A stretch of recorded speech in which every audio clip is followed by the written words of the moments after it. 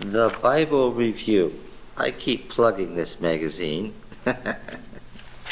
And because I keep plugging it, I'm going to keep quoting from it under the assumption that the editor will appreciate it and not sue me for copyright.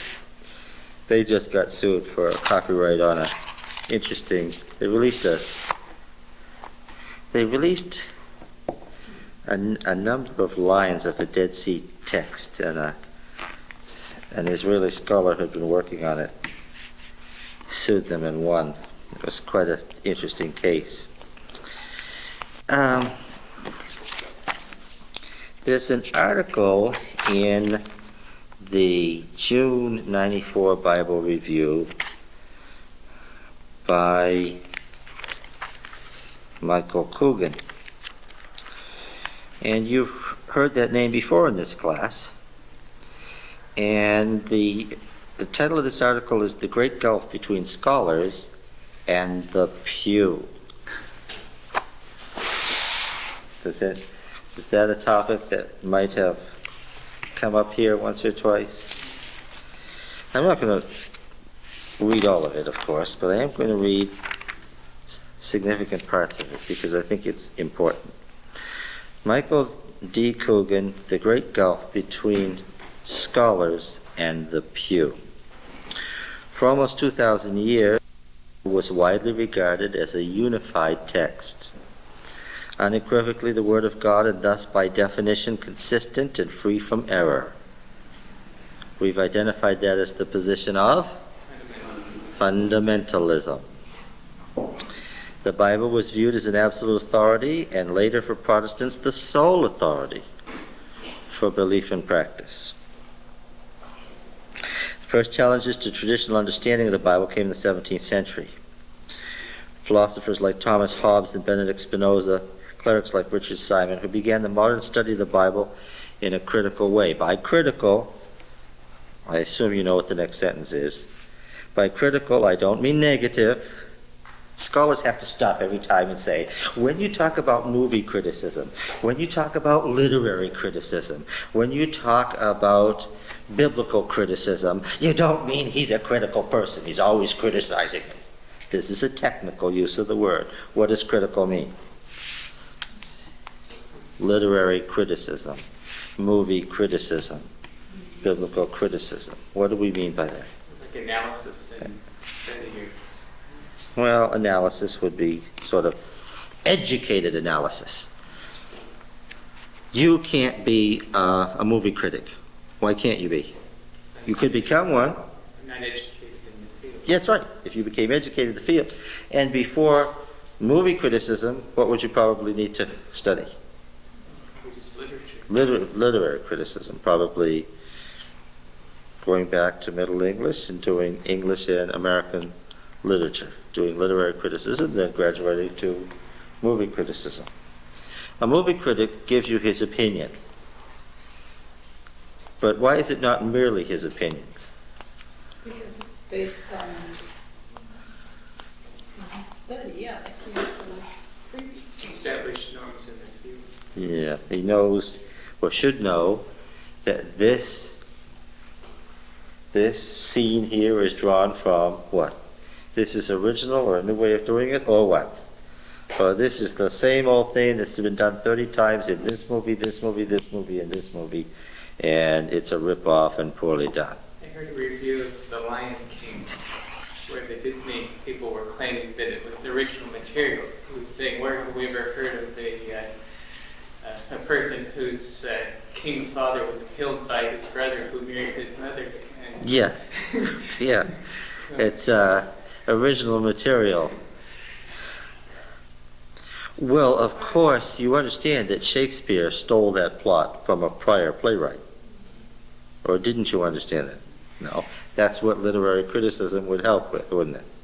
So you thought they stole it from Shakespeare? well, yeah. He stole it from a prior person. By the way, who was Shakespeare?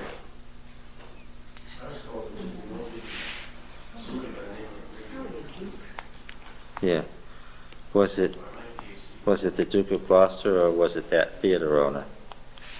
Yeah, that's the sort of thing that criticism asks. Okay? Like criticism, just a minute, I don't mean negative, but free of presuppositions, or at least self-conscious about one's own presuppositions. These pioneers challenged traditional views about biblical authority and authorship by appealing to common sense, logic, and the historical method. By the 19th century, their approach had gained considerable momentum. One of the most significant books relating to the New Testament was The Life of Jesus, 1839, by German scholar David Strauss, who for the first time provided a clear statement of the relationship among the synoptic Gospels, Matthew, Mark, and Luke. You know that they are based one upon another, right? For the Hebrew Bible, or the Christian Old Testament, the most influential work by far was the Prolegomena to the History of Israel, 1878, by Julius Wellhausen. I presume that this has sunk into your minds by now, but in case my mentioning it over and over again hasn't called your attention to it, let me just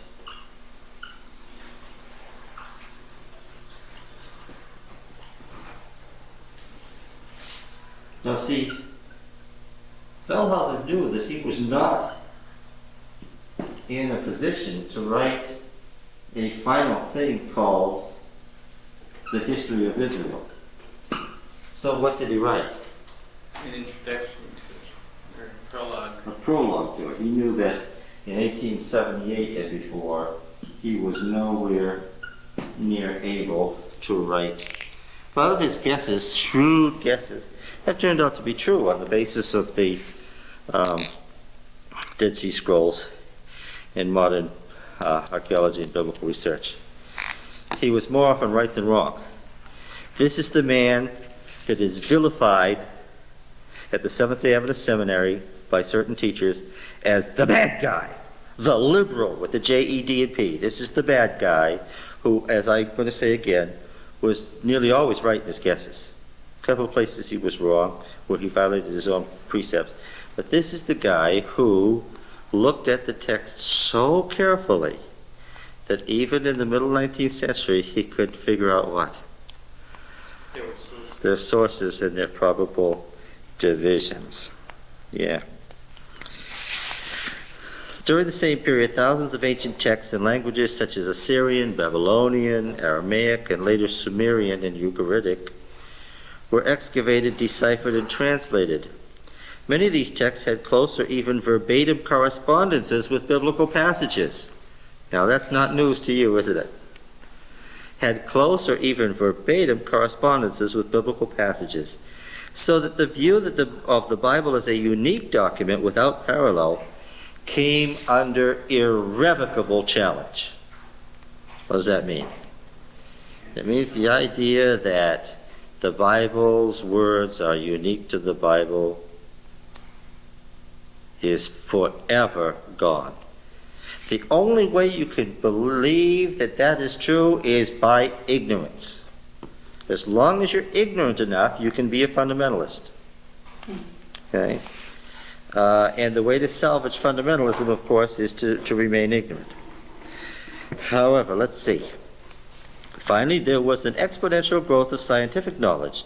The Bible was simply not true, or not simply true, in the sense in which it had been for so long considered. Its cosmology, anthropology, and chronology were often just wrong. For the most part, scholars engaged in this new criticism not only were they believers, but ordained clergy, generally seminary teachers. The results of the work may be summarized as follows. The Bible is not one book by a single author, but, as the Bible itself clearly indicates, it is many books by many authors who over the course of more than 1,000 years.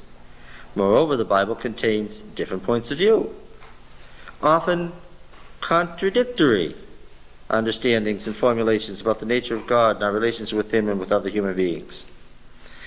The Bible is not, in any simple sense, the Word of God, but rather the words of Amos, Isaiah, Luke, and Paul. nor is the authorship of the Bible that is credited by myth, legend, history, sometimes, historically accurate. Moses did not write the Pentateuch. David did not write most of the Psalms. Solomon did not write the Song of Solomon or Ecclesiastes. Should we all get that? Agree with this thoroughly. Isaiah did not write the entire book attributed to him, which is certainly the case. Paul did not write all the letters published under his name. Closely related issues of authorship, and even more significant is the question of consistency. It became clear, for example, there was no way to harmonize certain conflicting biblical details. For example, the conquest of the land of Canaan by the Israelites. Was it a rapid series of military victories or a slow process of assimilation, or both? Was Jesus born in a stable or a house? Who knows the answer to that? Somebody here know the answer to that? Here's a more direct one. Was Jesus born in Bethlehem or Nazareth? Better be careful how you answer. If you say Bethlehem, you're going to betray your ignorance of some other statements in the Bible. Did his active career last several years or only a few months? Was he absolutely or only theoretically opposed to divorce? Freed from dogmatic constraints, some scholars also pointed out that the Bible did not speak with one voice on more profound theological issues as well.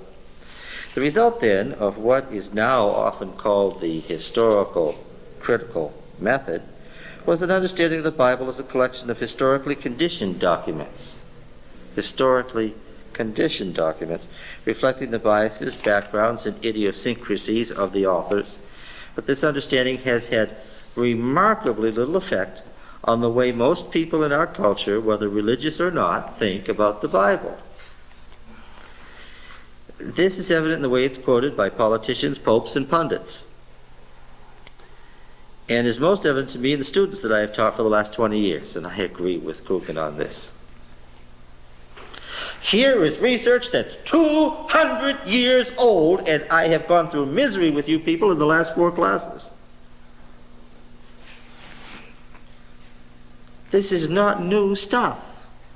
And some of you will still say to this day, is this your opinion? And what am I going to tell you?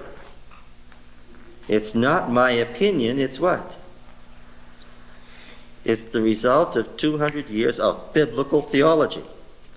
When a physicist tells you the best understanding of astrophysics today, is that his opinion? Yes. And what else is it? It's his opinion based on the state of scholarship in that field. Now, does the astrophysicist pretend that all there is to know about astrophysics is now in? No. On every subject, every time you examine a subject with him or her, what are you going to find out? You're going to come to some questions where the answer is, we don't know. And so far, alas, on almost every page of the Bible, while we've had enormous answers, what else have we found? Enormous questions. On almost every page of the Bible, we're stuck with some we don't knows. Now, this, of course, is vexing, but it's the state of knowledge, isn't it? Our knowledge is imperfect.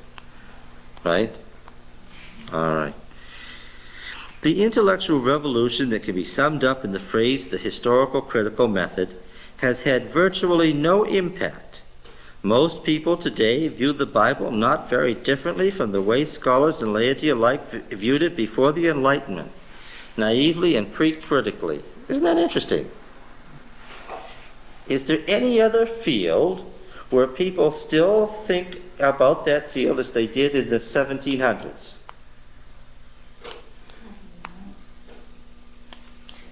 The problem comes, there's a letter in there by Stegman talking about a previous article that he had and that people were criticizing, and he said, well, I did the first step in breaking it down, and I thought it would be easy for the readers to put it all back together for themselves. And the problem is that it isn't that easy for people to put it back together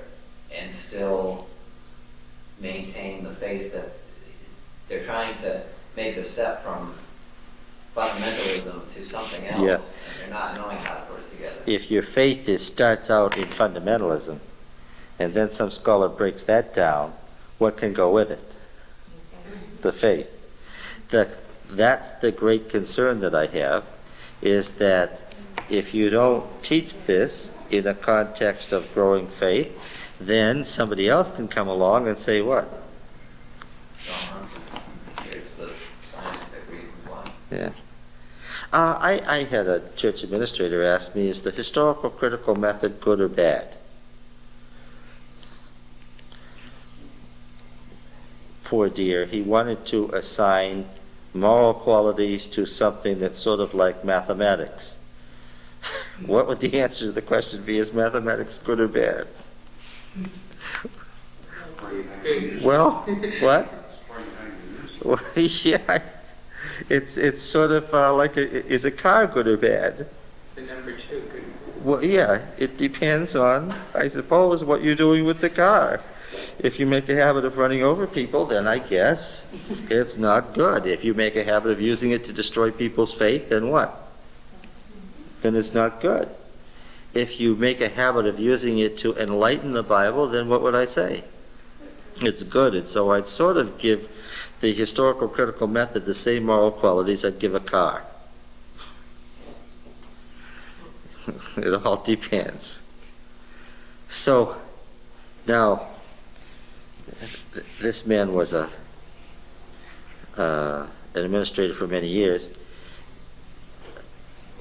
What was his next question? Well, how can I, as a church administrator, know whether somebody is using it to run people over or go get the groceries? And there's a good question, right? We have to have enough of this knowledge out there so that people what? Can say, well, this person has really run together his conclusions with his presuppositions and hasn't demonstrated the facts and hasn't used the method well, and this is not supported. Right? I'll give you a good example. Desmond Ford's book on Daniel. In Daniel 8, he's got all this stuff about the papacy. In Daniel 11, he's got all this stuff about Antiochus Epiphanes. Well, what's the problem with that? Seems to have changed his mind in between. If you've read the book of Daniel, Daniel 11 is a commentary on Daniel 8. What's the problem? Whatever you choose to start out with in Daniel 8, you'd better end up with in Daniel 11. It was a horrendous example of what not to do. Yeah.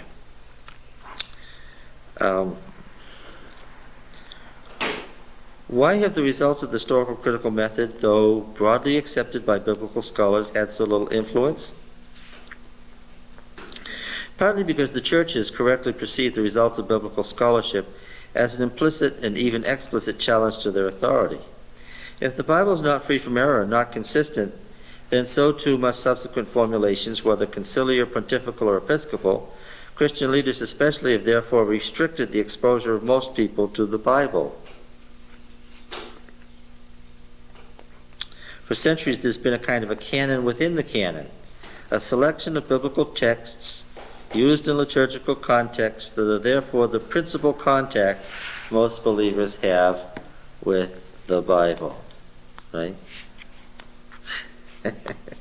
We said, for instance, that we would not expect a whole lot of 1 Samuel 28 to turn up in Adventist contexts, Adventist meetings and church meetings and sermons and stuff, at least not what it says exegetically, right? Say, Roy, all those texts about Sheol, there's hundreds and hundreds of them, they're in poetic passages. So maybe it's all just meant to be taken poetically and not very literally. What do you think? No, I don't think that makes a lot of sense. Because something's been quoted doesn't mean that it's not to be taken. In fact, on the other Have hand, the Old Testament poetry? or- Yeah, the principal vehicle by which, truth was expressed was in poetry. in poetry, yes. And then, of course, the argument founders on this very passage. You can say that all that stuff is Sheol is in poetry until you come to 1 Samuel 28, and then what are you stuck with? Your argument founders upon the fact that in cold, hard prose, the author says what? Well, the author was influenced by all these poetic. Poetic, yes. Yeah. Yeah, that's right. Okay. All right. So is there a canon within a canon? I think there is. Yeah. Now, every religion has its own particular canon. Let's take a crack at the Adventists. No, let's not. Let's take a crack at the Lutherans first. Let's try a Lutheran canon. What would be a typical Lutheran canon? Romans and Galatians. Romans and Galatians would be very, very big. What else? Some gospel material? Yeah, Romans, Galatians, some of the gospel material, maybe selections from the book of Acts, and maybe some other Pauline epistles. That would be de facto a real good Lutheran canon. Scratch James. Yeah, you wouldn't want James or Revelation or stuff like that in there. It just wouldn't go very well. Okay.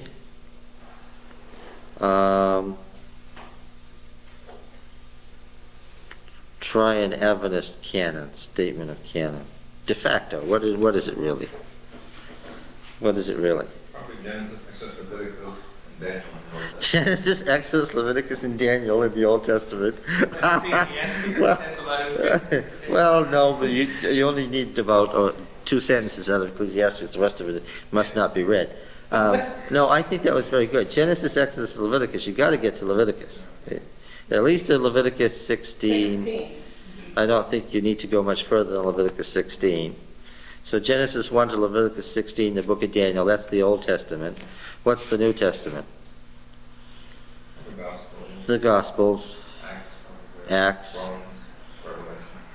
No, Romans, this is, No. A few choice statements out of Romans, but you'd avoid Romans as much as you could. yeah.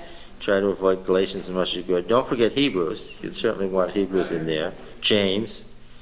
And Revelation. Right? Is that a de facto Adventist canon?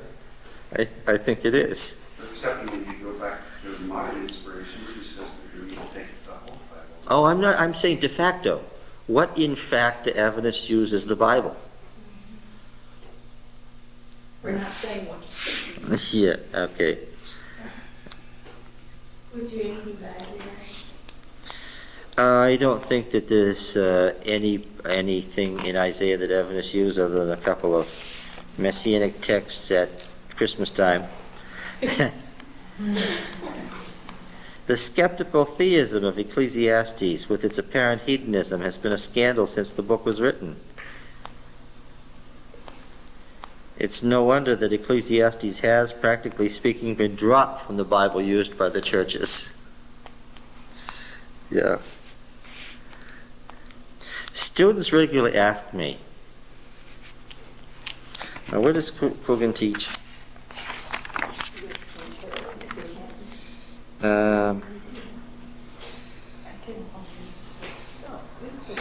He's now professor of religious studies at Stonehill College in northeastern Massachusetts.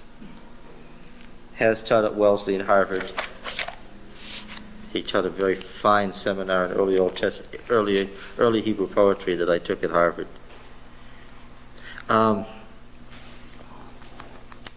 Students regularly ask me, why weren't we ever told this was in the Bible? Does this sound familiar? Yeah. Yes. In part, the answer is that they couldn't be trusted to read the Bible. It's a dangerous, subversive collection. Exposure to such texts would require considerable explanation of the Bible with its inconsistent texts and various, in some ways, incomplete views on topics about divine justice and mercy, the afterlife, and so forth. Oh, how about this? Now, Coogan writes as an Irish Catholic in background, but let me ask this one. He's speaking, most Christian thinkers, following Paul rather than Matthew or James, have rejected the binding force of hundreds of biblical laws. Their only enduring significance is predictive or typological. They point somehow to Jesus. Still, most Christians have accepted more or less the enduring authority of such laws as the Ten Commandments. I say more or less because although if asked, most Christians would claim to observe them, or at least that they're binding, they've not read them. One commandment at least is consistently and institutionally violated, and he doesn't mean the fourth commandment. The second commandment. Yes. The prohibition of making images. If you go right downstairs to the rooms underneath this, you look on the wall right through the open door, and you will see on the far wall a what? A great big, very fascinating Greek angel. The angel's still there, I checked. It's a fascinating angel. Well, what does that commandment say again? Make any image of anything that is in the heavens above, the earth beneath, or the waters under the earth. No image of anything. Are these pictures back here? Yeah, those are images of something, and in the meaning of the commandment is clear. What could you not do? No. No. No, make them. You can't make them, because making them will lead, the commandment says, you may not agree with this, but this is what the commandment says, that what? Making them will lead to worshiping them. Make no religious icons at all.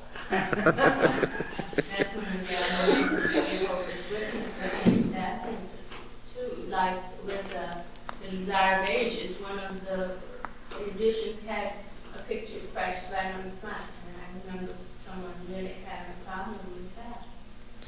Yep. The long tradition of religious art depicting biblical heroes and even God clearly violates the second commandment, as the ancient iconoclasts and more recent Puritans recognized. Thus, within institutional Christianity, we can discern a selective approach toward biblical texts, as well as a resistance to the text motivated by an at least unconscious fear of the implications of the historical critical method. Institutional Christianity is not the only party responsible for this situation. The widely accepted scholarly ideas have not penetrated the thinking of the laity is partly the fault of biblical scholars themselves. One area especially lacking in courage is Bible translation. Many translations do not convey exactly what the original biblical languages, Hebrew, Aramaic, and Greek, say. In this way, translators avoid shocking people by making the Bible seem like one book with internal consistency. It all sounds the same. Well, it sort of all sounds the same till I read it out loud to you, and then what? Then even in the masked language of the formal prose of biblical translations, all sorts of awful things come out, don't they? But again, the translation does do what to the text? It levels it and makes it sound the same. Rather than an anthology exhibiting development of doctrines and a concomitant inconsistency. This morning we talked about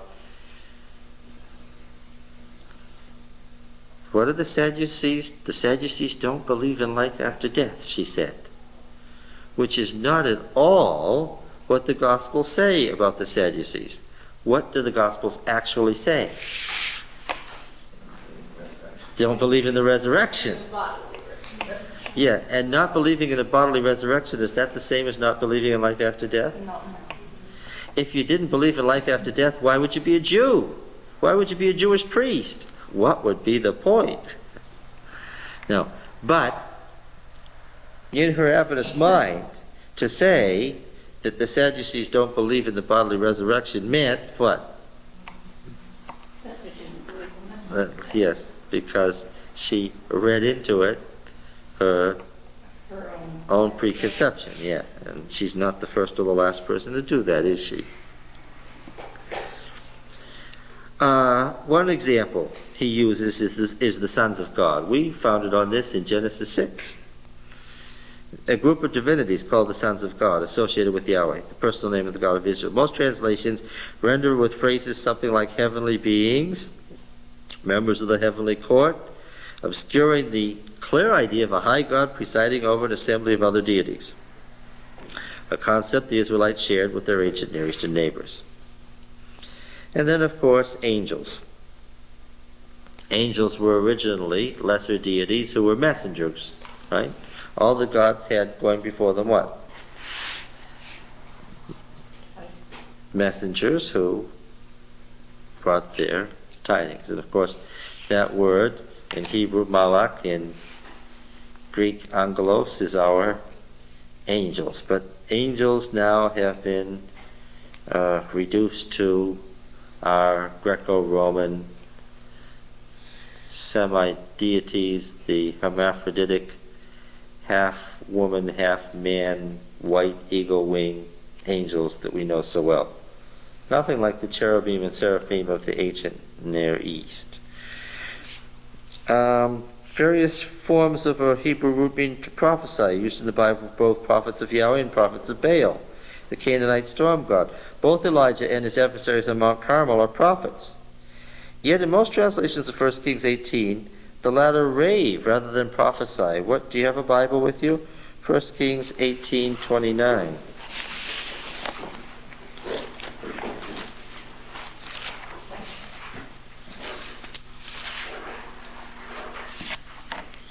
First Kings 18:29.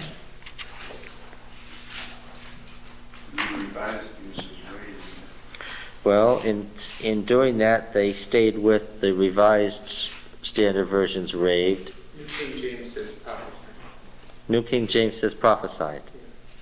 Okay. Any other translation? 1 Kings 18:29 he cites.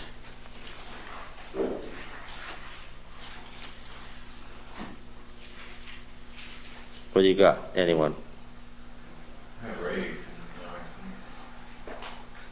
Okay. What? Frantic prophesy. What translation do you use? NIV just sort of adds in frantic just to, yes. Any other? Gratuitously adds frantic, huh? All right. But of course it's just the word for prophesy. Hebrew word is the same. Oh, here's an interesting one. This is an interesting example. Zechariah 9:9.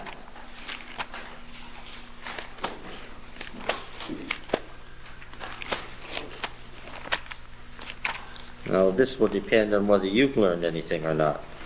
Zechariah 9:9. Zechariah is the next to the last, right? Yeah.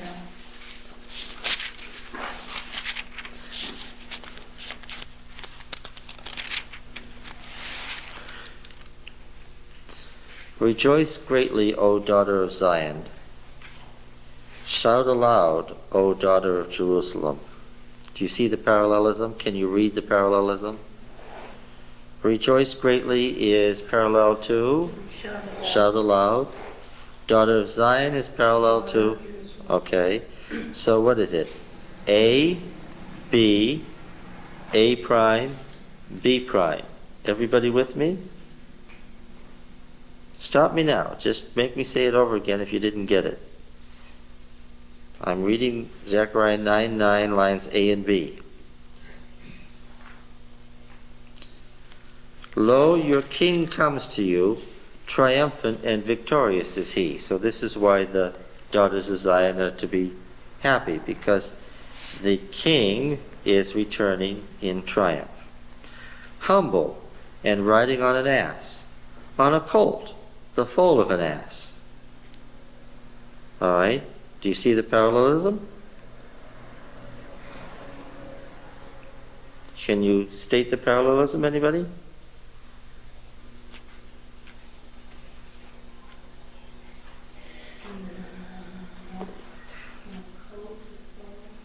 So how many animals are there? There's one. There's one. Humble riding on an ass is paralleled with a colt, the foal on an ass. Does everybody understand that we have parallelism here describing the animal? But there's how many animals? One. That's obvious, isn't it? It should be fairly obvious, unless you're really dense, that the king can only ride on one at a time.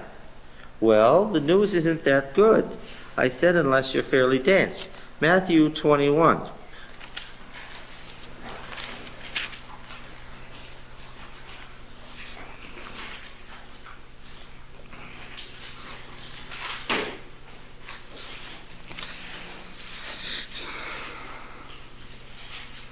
Matthew, with his Greek-Jewish background, and with his leaden understanding of the Old Testament, gives us a story. And when they drew near to Jerusalem and came to Bethpage, to the Mount of Olives, then Jesus sent 2 disciples, saying, Go into the village opposite you, and immediately you will find an ass tied and a colt with her. I tell you that Matthew's understanding of the Old Testament is woodenly literal. Like a lot of Jews of his day, he had a leaden understanding of the Old Testament, and that's why his gospel worked at the time. Because he wrote how? In the way that Greek Jews thought. And we understand then why we had to send 2 disciples. Why? Gotta get 2 animals. Why do we have to get 2 animals? Because that's what Zechariah said. Yes, and so an ass tied and a colt with her, untie them and bring them to me. The ass and the colt. Suddenly the parallelism is dissolved into 2 animals. Matthew simply doesn't understand Zechariah. Is that clear? Now, if anyone says anything to you, you shall say, The Lord has need of them, and he will send them immediately. This took place to fulfill what was spoken by the prophet.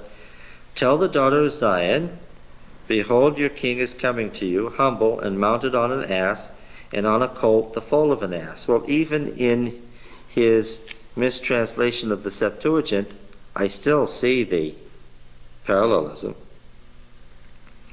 The disciples went and did as Jesus had directed them. They brought an ass and the colt, put their garments on them, and he sat thereon.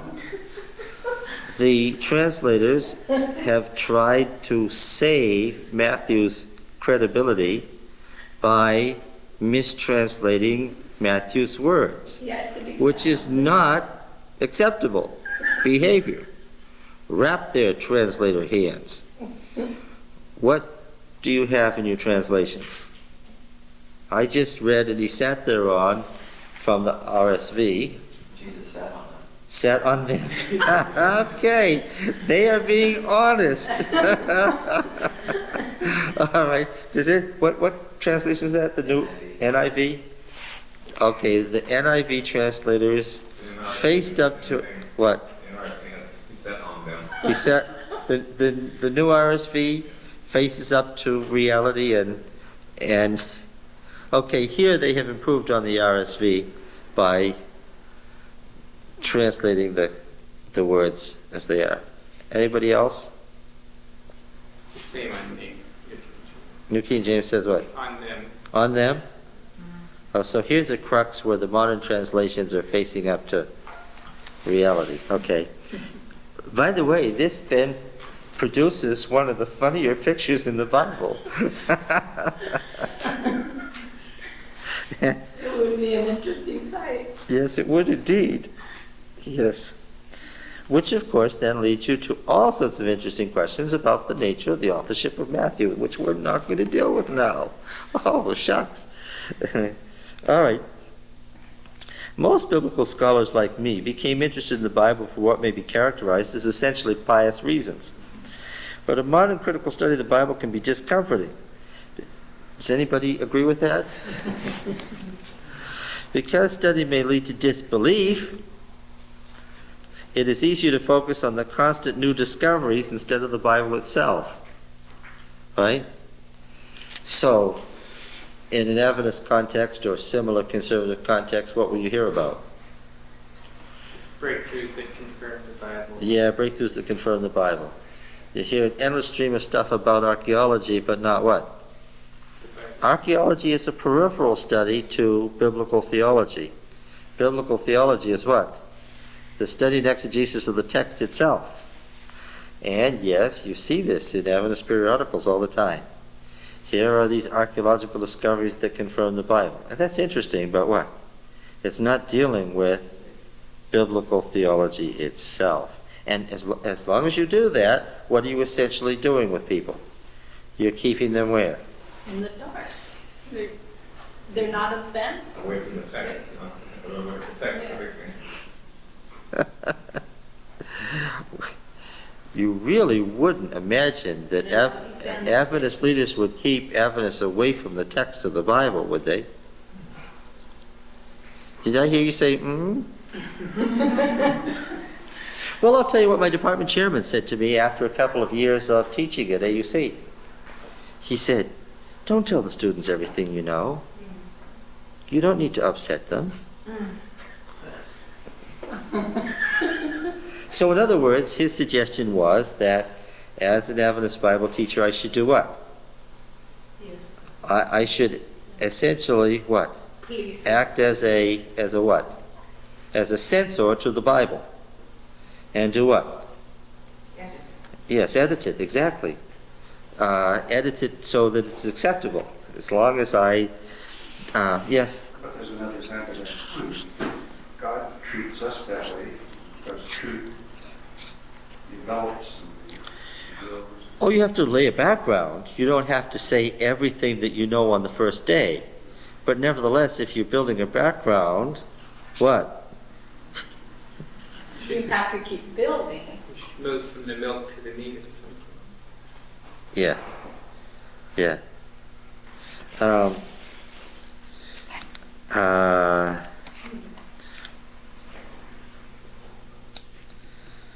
The timidity and centrifugal force of such studies has also resulted in a lack of popularization, perhaps better termed accessible scholarship, by Richard Friedman. Biblical scholars often feel that expressing their methods and results in non-technical language is beneath them. This goes on all the time in academia, doesn't it? If I start out by talking a non-technical language and then introduce you to technical language, that's what? Oh, scholar what? Scholars don't do that, right? They talk in technical language to each other. That's part of the problem of the nature of academia. And since most of you either are or have been associated with academic environments, you know what? That there's this built-in pride in my accomplishments and in the level of scholarship that I've attained, and this is my specialty and I don't share it with what? With the uninitiated peons, no matter what field it is. All right. To some extent, he writes, this is a product of the American academic system. Dr. Coogan is being very blunt here. This is a very blunt article and very, very well phrased, which values the esoteric over the elegant. Thus, biblical scholars often leave the field to the pious and the ignorant. Yes.